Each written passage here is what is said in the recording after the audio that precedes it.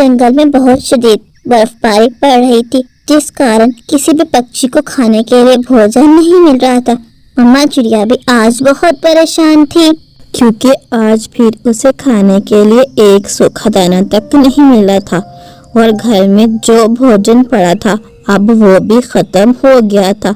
उसे अपनी छोटी बेटी के लिए बहुत चिंता हो रही थी। मम्मा मम्मा, क्या आज भी आपको खाने के लिए भोजन नहीं मिला? हाँ गुड़िया मेरी जान, आज भी मुझे खाने के लिए एक सूखा दाना तक नहीं मिला। मम्मा मम्मा, कोई बात नहीं, वैसे भी मुझे आज भूख नहीं लग रही। ऐसा करें, एक गिलास पानी दे दे, मुझे बहुत नींद आ रही है। नहीं गुड़िया मेरी जान, मुझे पता है तुम्हें भूख लग रही है, लेकिन तुम अपनी मम्मा को परेशान नहीं करना चाहती। आज तुम भूखी नहीं सोगी, मैं जाकर गोई कौवी से कुछ मांग लाती हूँ। मम्मा चिड़िया अपनी बेटी को ऐसा कहकर जल्दी से अपने घर से निकलती है। ला ला ला ला ला ला। कालो देखो, आज मैंने YouTube से देखकर इतना स्वादिष्ट रबड़ी दूध बनाया है। वाह गौरी वाह, तुम्हारा तो कोई जवाब नहीं। ये रबड़ी दूध देखने में तो बहुत स्वादिष्ट लग रहा है। तभी गोई कौवी के दरवाजे पर दस्तक होती है। गौरी लो आके तुम्हारी वो मनोज छोटी चिड़िया। कालू कालू, मैं इस छोटी मनोज चिड़िया से बहुत परेशान आ गई हूँ। जब देखो चूंच उठाकर मांगने के लिए यहाँ आ चली आती है। आज ऐसा सबक सिखाऊंगी कि दोबारा यहाँ कभी नहीं आएगी। ऐसा कहकर गोई कौवी गुस्से से अपने घर के बाहर निकलती है। ओए मनोज छोटी चिड़िया, क्या तुम्हें चैन नहीं है? कितनी सर्दी पड़ रही है, लेकिन उसके बावजूद तुम हर समय बाहर से दरवाजा खटखटाती रहती हो। गोरी बहन, वो मेरी बेटी बहुत भूखी है। आज मुझे जंगल में खाने के लिए एक सूखा दाना नहीं मिला।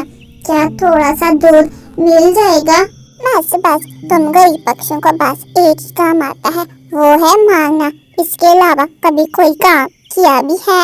गोरी बहन बस थोड़ा सा ही दे दें, मेरी बेटी कल से भूखी है।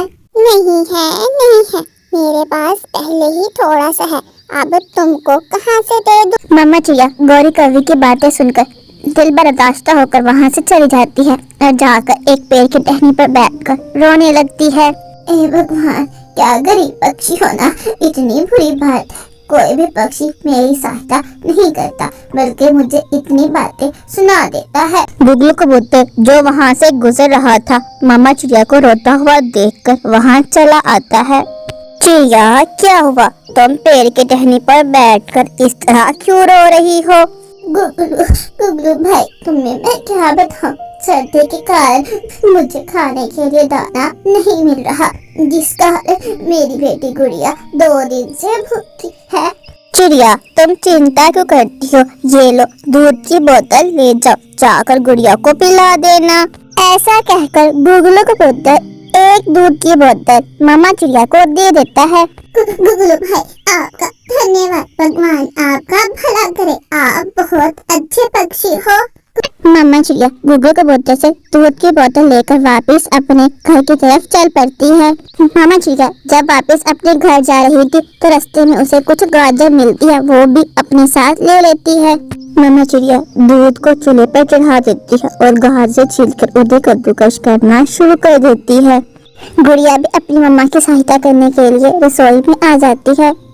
मम्मा आप क्या बना रही हैं? रसोई से बहुत स्वादिष्ट खुशबू आ रही है।